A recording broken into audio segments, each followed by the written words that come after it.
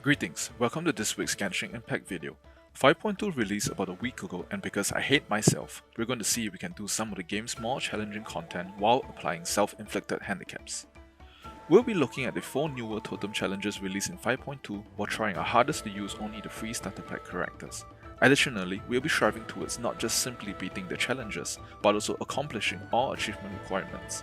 Note that the achievements require you to complete them one by one. As such, at least 3 successful rounds are required for each legend.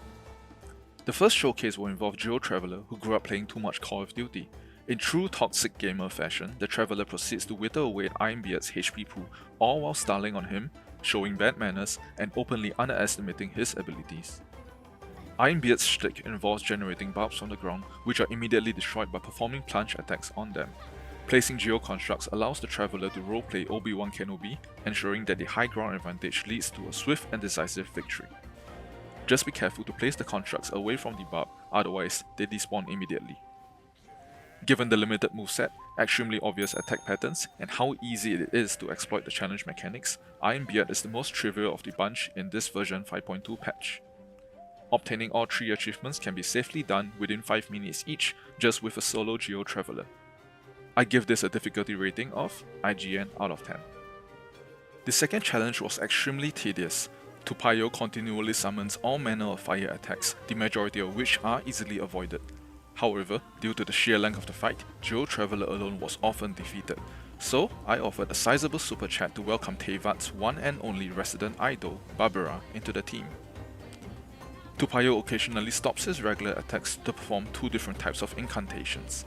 The first type sees him stay near the ground, while fast-firing flame gazers begin erupting around the arena. 3 wind currents appear at the perimeter of the arena, allowing any character to glide upwards and perform a plunge attack to interrupt the incantation. Geo Traveler can also set up to perform plunges near the center, however, the floor is lava and is often too dangerous to stay on. The second type of incantation reverses the height advantage much to Traveler's annoyance. Tupayo now hovers in the air, out of reach from the ground. This time, wind rings spawn together with the currents, allowing any character to glide into Tupayo, causing him to fall out of the air and take true damage. Failure to interrupt either type of incantation results in Tupayo incinerating your team, just like how Anakin Skywalker suffered after losing the high ground. Once again, the fight itself isn't hard, however, due to how infrequent the hovering attack is, it can end up dragging for 15 minutes on average if you are a masochist like me. Using your best DPS characters while keeping them alive in between incantation phases should significantly reduce the time spent. For the third achievement, ensure to defeat him using the glide attack. The fastest challenge by far, Spirit of the Fallen Dawnstar, requires the use of Pyro to get rid of cryo shields. We experience deja vu by reintroducing our favorite monster outrider and rabbit enthusiast, Amber. The Owl Spirit occasionally throws out some range attacks which are fairly easy to dodge. About 30 seconds into the fight, it teleports to the center of the arena and leaps upwards while summoning icy tornadoes. The task is simple, simply shoot fully charged pyro arrows directly into the spirit's cryo shield.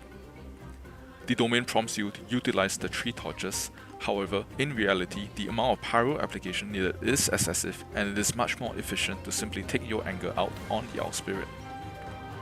Keeping Amber on her toes and applying pyro through charged bow attacks or her elemental bursts will quickly lower the health of the spirit.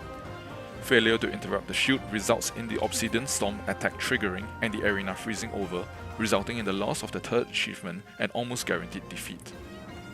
Destroying the shield 4 times while the spirit is in the air will lead to victory and should take no longer than 3 minutes each round. The fastest fight by far, this challenge only requires Amber, which makes it excellent for players who are sick of Xiangling and can't take it anymore. Potapo was by far the most annoying challenge to try with only starter pack characters and brought back PTSD of Genshin's very first Abyss Floor 12. The mechanic in Potato's challenge is to spam healing whenever the friendly protection spirit is summoned. Once it reaches full health, it sets itself up to fire a laser beam that continually does true damage to Potato. Overhealing counts, though in my experience it's best to wait until the laser begins before using burst heal effects. It's also advisable to stay away from the friendly spirit as it is as fragile as my ego. Potato also occasionally uses an unavoidable attack which deals a fixed amount of 60% max HP to the active character. Hence, keep your on-field character with at least 60% HP to tank the attack. Initially, I chose Wet Idol and Best Geomedo since they are the only 2 starter healers. After as many tries as you heard me say Potato, it became obvious very quickly that healing output wasn't enough. I gave up and brought in TC instead, which is arguably the most accessible 5-star healer character for the average long-term player. Even with only 3 members on the team, TC's team-wide healing combined with a low investment Barbara burst allowed the friendly spirit to reach its maximum damage output at 3 times of its base value. Unless Barbara or Noel is ultra developed, it is unlikely that this challenge is accessible for new players without limited banner healers. Furthermore, Barbara getting the whole team wet makes gameplay annoying. Using multiple cryo inert healers like Jean, TT, Fiona, Diona, Shavrus and Yao Yao allows for much more effective healing and consequentially a faster battle overall. With careful management of skills, bursts, and enough energy recharge plus HP stacking on artifacts, any team with multiple healers should be able to clear all 3 achievements within less than 5 minutes each. In closing, the 5.2 Totem Challenges are mostly doable even with starter characters provided you have enough perseverance. Most players who have reached Natlan at this point should also have a roster of characters beyond the free handouts. I hope you found this video useful.